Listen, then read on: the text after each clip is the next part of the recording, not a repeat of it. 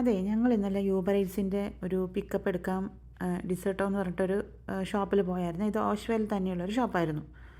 അപ്പോൾ $2 ഈ കോൺ ഐസ്ക്രീമിന് കാണിച്ചിരിക്കുന്നത്. അപ്പോൾ അത് കണ്ടപ്പോൾ ഞാൻ വിചാരിച്ചു ഒരെണ്ണം മേടിച്ച് ട്രൈ ചെയ്യാമെന്ന്.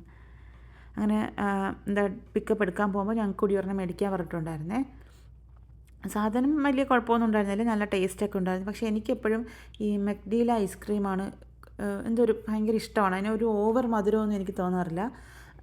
ഇവിടുന്ന് കഴിച്ചതിന് ഇച്ചിരി മധുരം കൂടുതലാണ്. എനിക്ക് തോന്നുന്നു കുട്ടികൾക്കൊക്കെ നല്ലോണം ഇഷ്ടപ്പെടുമായിരിക്കും. നമ്മുടെ നാട്ടിലൊരു ഐസ്ക്രീമിൻ്റെ ടേസ്റ്റും ഒക്കെ തോന്നുന്നുണ്ടായിരുന്നു എനിക്ക്. പക്ഷേയുള്ള കാര്യം എന്താണെന്ന് വെച്ചാൽ മേടിക്കാനാണ് പറഞ്ഞു വിട്ടത്. അവിടെ ചെന്നപ്പോഴത്തേക്കും അത് 6 മണി വരെ വൈകിട്ട് ഉണ്ടാവുള്ളൂ. പിന്നെ കുട്ടിക്കാന്ന് പറഞ്ഞപ്പോഴത്തേക്കും അവരൊരു ഫ്രീ ഐസ്ക്രീം കൊടുത്തു. അതാണ് ഈ കാണുന്നത്. പക്ഷേ നൈസ് സാധനമായിരുന്നു, അങ്ങനെ മോശം പറയാനൊന്നും ഉണ്ടായിരുന്നില്ല.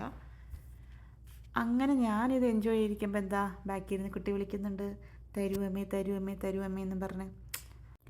കുട്ടി ചോദിക്കുമ്പോൾ കൊടുക്കണമല്ലോ. അപ്പം ഞാൻ കുട്ടിക്ക് കൊടുത്തായിരുന്നു.